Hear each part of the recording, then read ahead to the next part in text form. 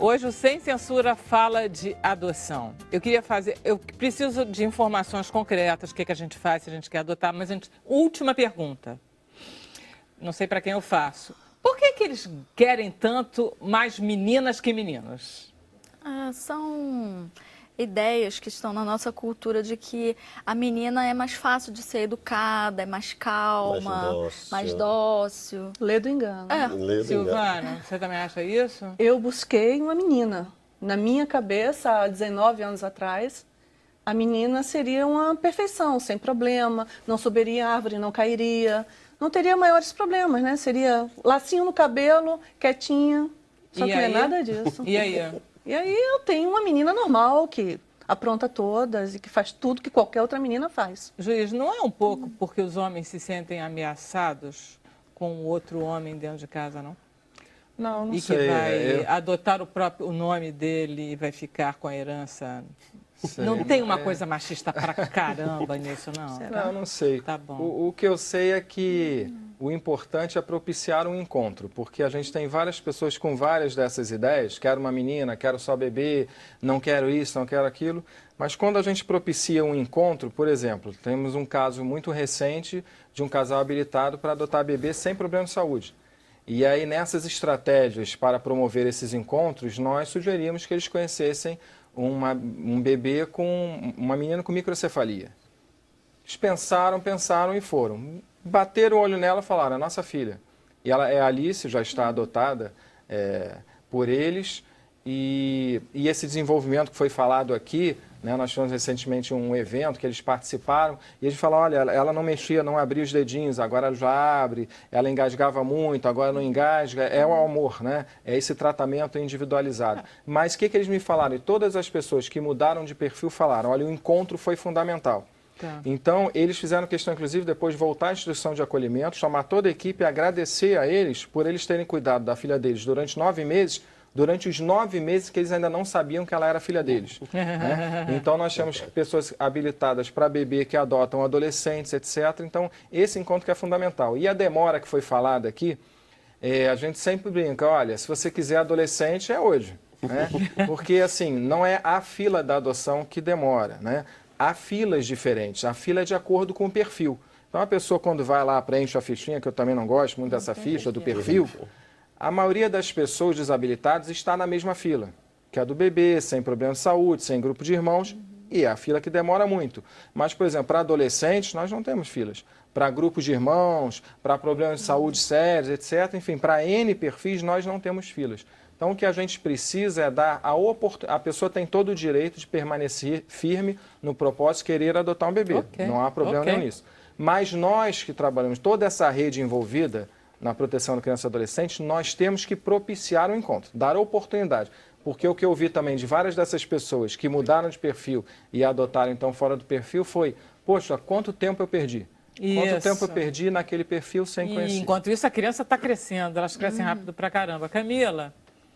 Temos pergunta. A Natália Rodrigues, ela quer saber quais são as dificuldades para uma pessoa ou um casal adotar uma criança ou um adolescente.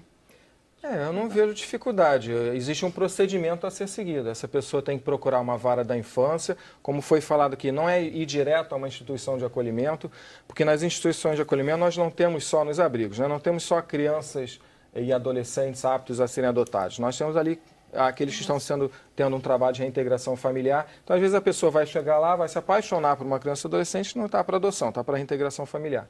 Então, tem que procurar a vara da infância e juventude, se habilitar, há um processo de habilitação, é uma petição simples, com os documentos, vai haver um estudo social, um estudo psicológico, uma sentença de habilitação. Habilitado, ele ingressa naquela fila daquele perfil, né? Então, eu não vejo dificuldade. Nós temos várias configurações familiares, né? Nós temos casais heterossexuais, homossexuais, pessoas que adotam sozinhas, idades mais avançadas, tudo é visto caso a caso. A questão não é um estereótipo qualquer. A questão é olhar aquela pessoa que requer. Ela tem condições no sentido de cuidado, né? Ela vai poder cuidar dessa criança? E condições financeiras? A condição financeira também que a gente vai analisar o mínimo existencial. porque também nós temos adoções por pessoas mais abastadas, por pessoas de poucos recursos. Isso não é determinante. E até, muitas vezes, a gente vê em novelas coisas que são problemáticas, né? Eu lembro de uma novela em que o sujeito, ele teve que colocar, ele se vestia lá de uma determinada... Era homossexual, se vestia de uma maneira, mas teve a visita da assistente social e ele fingiu, botou terno e gravata e fingiu. Isso daí não existe. Isso daí não existe. A gente quer exatamente que as pessoas mostrem suas verdades, que nós, da Vara da Infância, estamos preocupados só em saber se essa pessoa vai ter condição de cuidar dessa criança ou adolescente. Vamos lá, tem algumas exigências. Qual a idade mínima para eu adotar uma criança? Tem que ser maior de idade, é lógico, né, e uma diferença de idade de 16 anos. E qual a idade máxima? Não temos. Não tem. Tem algum outro... Estrangeiros e brasileiros têm as mesmas... São regras diferentes. Não, regras diferentes. São regras diferentes. O estrangeiro se habilita. O estrangeiro se habilita lá no país dele, de acordo com o órgão lá que cuida disso, e aí a gente tem a adoção internacional. O brasileiro que mora fora do Brasil, ele também vai ter que se habilitar lá, né? Então, o que a gente faz? Aqui a gente faz do brasileiro a adoção, a habilitação de quem mora no Brasil e a adoção. Quem mora fora do Brasil faz a habilitação lá, mas manifesta esse desejo da adoção internacional e tem um órgão central lá que conversa com o órgão central aqui e é feita essa aproximação. Quanto tempo o Rogério conseguiu essas 4 crianças? Do momento que vocês se inscreveram até... Entre entrarmos com o processo e sermos habilitados, 1 ano. Entre a habilitação e eles irem morar conosco, 18 dias. Dá 1 ano e pouco, foi muito 4 rápido. gestações, assim, né? Não, foi muito rápido e conseguimos as certidões de nascimento deles com a filiação tendo os 2 pais, 1 ano e meio depois. Beleza. Foi tudo muito tranquilo. Vocês muito conheceram rápido. Eles quando? Em 1º de abril de 2014. Vai fazer 3 anos agora. Que beleza. Isso. 1 ano depois de vocês terem se inscrito. Exatamente 1 ano. E 18 dias depois. Quer contar um pouquinho a sua história, Silvana? Minha história é uma história mais comum, porque eu adotei uma criança, uma menina branca saudável, isso há um pouco mais de 16 anos atrás. E naquela época eu entendia que esse era o único perfil possível, porque eu não conhecia a realidade da adoção de crianças mais velhas, de grupos de irmãos. Não quero dizer com isso que eu trocaria o perfil, mas eu simplesmente não tinha esse conhecimento. Você não lidava com esse assunto, você agora lida. Exatamente. Nessa época eu era advogada de direito empresarial. Eu cuidava de coisas totalmente diferentes, que não tem nada a ver com família ou com adoção. Com a minha habilitação e depois, na época que eu adotei, ainda não existia o Cadastro Nacional de Adoção, então eu mandei todas as minhas habilitações para mais de 90 comarcas, esperando que uma delas me chamasse, e me chamou. Uma delas cerca de 10 meses depois. Mas aqui no Rio? Não, aqui no Rio não. No Nordeste, o processo veio com carta precatória, ou seja, veio de uma cidade do Nordeste para o Rio de Janeiro e foi cumprido na época em 4 meses. Achei esperto isso, mandar para 90 comarcas, muito bom isso, ela se inscreveu geral mesmo. Digamos que precisa hiperatividade. Também você tinha que depois viajar para... Onde fosse. É verdade que no Norte e Nordeste existem mais crianças à adoção?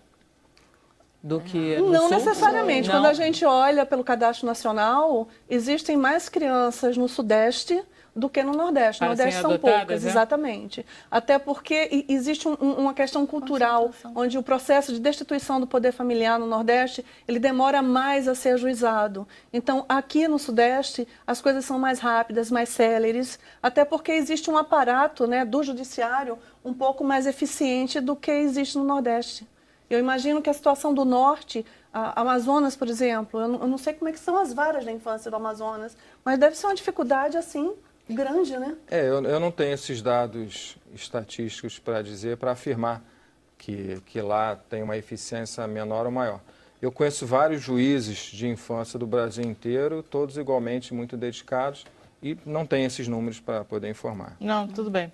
Essa sua Associação Nacional do Grupo de Apoio à Adoção, quais são os objetivos dela? A ANGAD... Quer dizer, como você chegou lá? A ANGAD, que é a Associação Nacional dos Grupos de Apoio à Adoção, já existe há mais de 22 anos e ela tem cerca de 150 grupos de apoio à adoção no Brasil inteiro. São grupos formados basicamente por pessoas que já adotaram, por psicólogos, assistentes sociais, advogados e famílias, e tratam especificamente das questões que envolvem a adoção necessária, que o Dr. Sérgio já falou. Adoção de crianças maiores, grupos de irmãos e criança com algum tipo de patologia. Então, a gente trabalha, até de acordo com o próprio ECA, que é o Estatuto da Criança e do Adolescente, essa necessidade de se encontrar famílias para as crianças e não crianças para as famílias. Porque no antigo Código de Menores, ou digamos, na sociedade anterior, a gente tinha essa necessidade de adoção porque aquele casal não conseguia ter um filho. Isso. E hoje não. Hoje é o melhor interesse da criança. É aquela criança que está precisando de uma família. Então, o que se busca é propiciar aquelas crianças que não têm mais possibilidade de serem reinseridas na sua família de origem, a possibilidade de terem uma família, um pai, uma mãe, ou um pai, uma mãe, ou dois pais, ou duas mães, mas de ter efetivamente uma família, de ter o status de filho, de poder ser cuidado, ser amado, ser querido. Isso é o trabalho que a gente faz. Como é que vocês encontram as crianças que vivem muito tempo, não precisa viver muito tempo, porque criança é muito sensível, que vivem pouco tempo nessas instituições de acolhimento, como é que vocês encontram essas crianças do ponto de vista psicológico, do ponto de vista motor? São crianças problemáticas? São crianças que muitas vezes, como ele já falou, elas recebem menos estímulos. Porque ela está numa instituição onde tem poucas pessoas para cuidar. Então, não tem um atendimento individualizado, não tem uma expectativa, não tem alguém que cria um desejo sobre ela, sobre a vida dela, que deseja algo da vida dela. Na verdade, o que forma uma criança é o desejo que a gente tem sobre o que ela vai ser, né? É o seu olhar, né? Ela tem um lugar especial numa família. Dentro de uma instituição, ela acaba sendo mais uma. Então, ela tem menos estímulos de todas as ordens, né?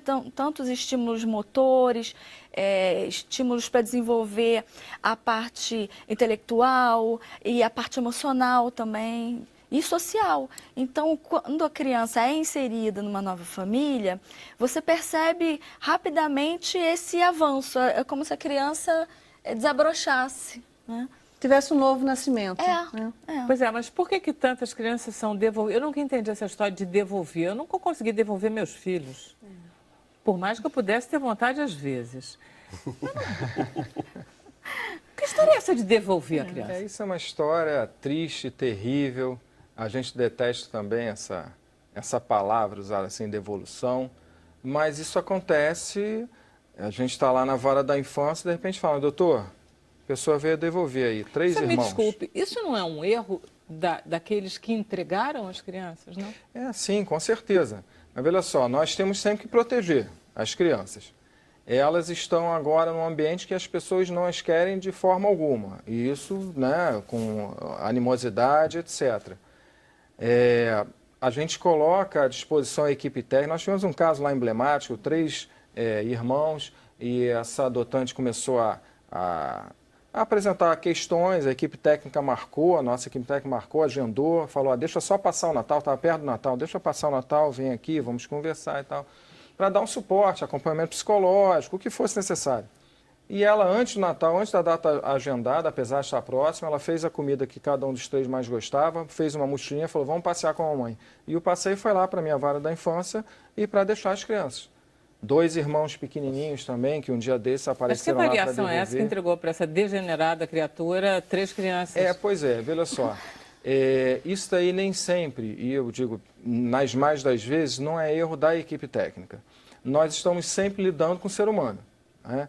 Então, nós temos vários casos de inabilitação. Porque o que eu falei? A pessoa que quer adotar, ela vai primeiro passar por um processo de habilitação, que fica nesse prazo, em torno de 1 ano, que a pessoa tem que participar de várias reuniões, com psicólogos, coaches que já adotaram, etc. É preciso esse tempo de maturação. E aí vem lá o estudo psicológico e diz que, por exemplo, essa pessoa ela quer fazer caridade. Ela quer ajudar.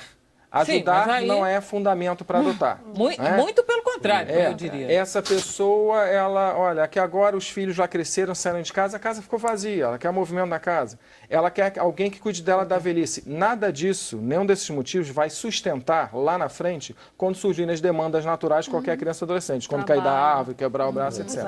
E aí a pessoa, só que às vezes a pessoa, ela até, e a psicóloga pode me corrigir, ela até naquele momento se convence que ela realmente quer ser, porque o que fundamenta a habilitação é real vontade de querer ser pai, querer ser mãe.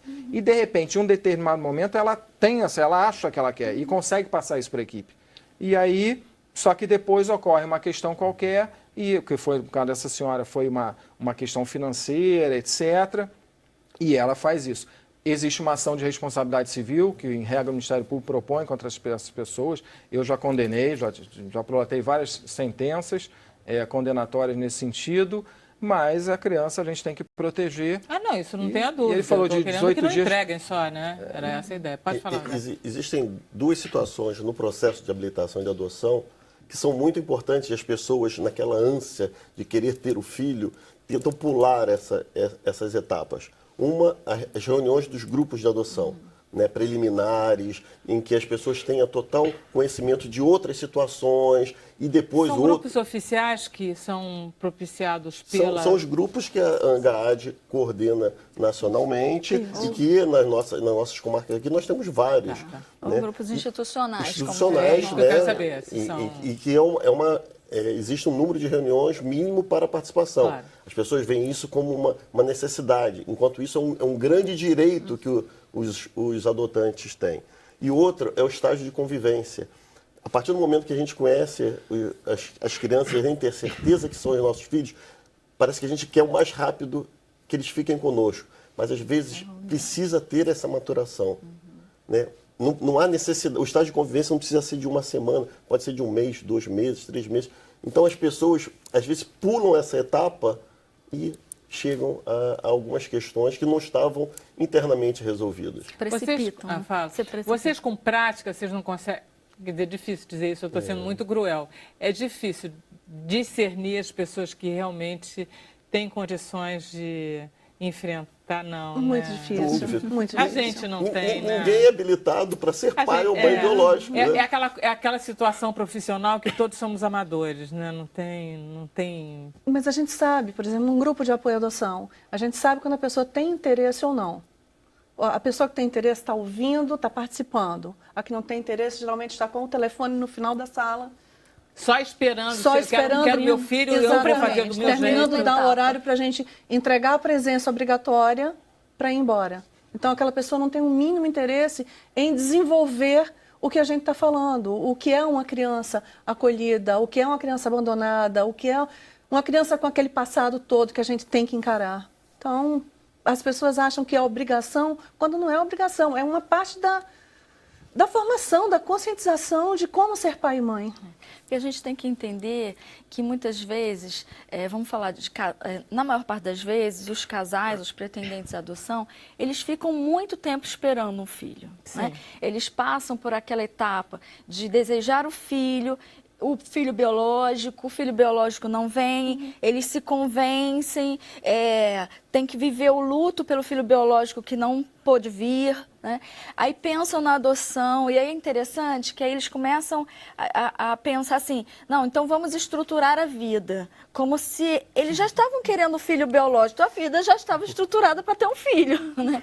Como se a adoção fosse exigir deles muito mais coisas, não. Aí eles esperam mais um pouco, mas isso é bom, amadurecem para a escolha de uma filiação adotiva. Aí eles vão procurar informação sobre a adoção. E aí, depois de todo esse processo, é que eles entram na fila para esperar o filho. Então, quando eles chegam nos grupos de apoio, quando eles chegam na habilitação, eles já estão com uma ansiedade assim, altíssima. Porque eles já estão esperando há muito tempo. Assim, não, agora eu resolvi, quero beber aqui. É isso. E defendendo um pouco agora, por nossa associação, né, pela Associação Brasileira de Famílias Homoafetivas, e a questão da adoção está muito presente nas nossas lutas, nas nossas brigas por nossos direitos, e a questão de adoção já está totalmente disseminada. Nós não temos qualquer problema, né? Qualquer casal homoafetivo ou transafetivo pode Nesse ir sentido, adotar. o Brasil tem umas coisas esquisitas, tem umas coisas boas, umas coisas anacronicamente díspares, né? Isso é uma coisa boa, o Brasil Sem dúvida. é um pouco mais aberto, né? Muito mais, em relação até a alguns outros países europeus, né, em que isso é muito difícil. Então, a gente fala muito que um filho numa família homoafetiva é sempre um projeto, nunca é um acidente. Né? Porque não existe a possibilidade do acidente. Né? E sendo o projeto dos dois, né, a questão da devolução, né, eu tenho consultado vários profissionais de várias varas e não consegui, pode ser até que haja, mas eu não tenho, como presidente da associação, nenhuma notícia de que tenha havido qualquer devolução de crianças adotadas em famílias homoafetivas. Interessante isso que você está falando. Também não conheço. Interessante, né? Porque tem um engano aí no outro lado que está dando devolução e que é muito esquisito e a criança sofre muito, né? A criança se recupera bem quando ela é adotada... porque eles é muito recente, né? E está dando muito certo. Um adolescente que tem... A gente sabe as histórias que os adolescentes brasileiros têm, que são histórias pode ser de drogas, de violência doméstica, enfim, o que faz um adolescente estar para adotar. É muito difícil de lidar. Eu me lembro do caso da Tizuki Yamazaki, que adotou um adolescente bem grande e que ela disse que foi complicado. É aquela história, é só perguntar para qualquer pessoa, é complicado ser pai ou mãe de adolescente? É muito complicado. Muito. Quando ele tem uma história... Tá bom. Quando ele tem uma história A tua tem 16? mais complicada, né? Que passou por um determinado sofrimento, situações mais extremas, etc. Isso complica mais? Claro que sim. Né? Por isso que lá na habilitação a gente tem que extrair da pessoa, e as nossas equipes técnicas são maravilhosas para isso, extrair da pessoa a verdadeira vontade de ser pai e de ser mãe. Pois é. Porque quando um adolescente, um filho adolescente se envolve com drogas, por exemplo, quem tem a verdadeira vontade de ser pai e de ser mãe não vai para a porta do juiz de infância para entregar. A gente ouve casos de pessoas que foram lá resgatar o filho, a filha entraram na comunidade, nunca tinha entrado na comunidade, foram lá pagar para resgatar o filho, mas ele não entrega. E ele vai lutar até o fim. Então, o que a gente vê, algumas pessoas falam, essas crianças, adolescentes, não quero criança mais velha, adolescente, porque ele vem viciado em vários sentidos, né? Em mau chuchume. Acontece, a criança teve uma determinada vivência, mas quando você dá o tratamento apropriado, essa vivência... Então, um casal que eu citei aqui, um casal de irmãos, né, pequenos e que foram devolvidos porque o adotante pegou os dois em algum início de ato libidinoso. Só que o histórico era que a mãe, ela se prostituía, atendia num barraco na frente das crianças. Isso, um acompanhamento psicológico resolve. Claro. Então, e essa questão que foi falada aqui, a gente vê a diferença, a gente está lá, vê a criança assim que acolhe, naquele momento do problema grave, e aí vai para uma adoção, um estado de convivência, e faço audiência depois da adoção e vejo alguns meses, quando ela já está com a família, a diferença é brutal. Mas as pessoas têm que ter a maturidade de saber, assim como um filho biológico poderia dar qualquer tipo de problema, não é uma fórmula, né? E se der qualquer tipo de problema, nós vamos buscar as soluções, também essas crianças e adolescentes. Não há diferença, né? Não há diferença. A questão é ouvir as equipes, porque a gente faz os encaminhamentos, seguir esses encaminhamentos, porque no final vai dar certo. E a gente está formando o quê? Uma família, estamos lidando com o ser humano e a família do comercial de margarina nunca vai existir, né? Mas a felicidade existe sim em qualquer família que está unida para lutar contra os problemas. Essa menina que foi adotada pelos meus primos, teve um momento que estava muito complicado, eu disse, nossa, foi complicado, será que esse negócio deu certo? Eu sei que a minha filha, também não era criança, mas enfim, ela disse, quer saber, mãe? Claro que deu certo. Todos melhoraram, entendeu? A menina melhorou, o pai melhorou, a mãe melhorou, e você também melhorou muito. Vamos de intervalo, sem censura, volta já.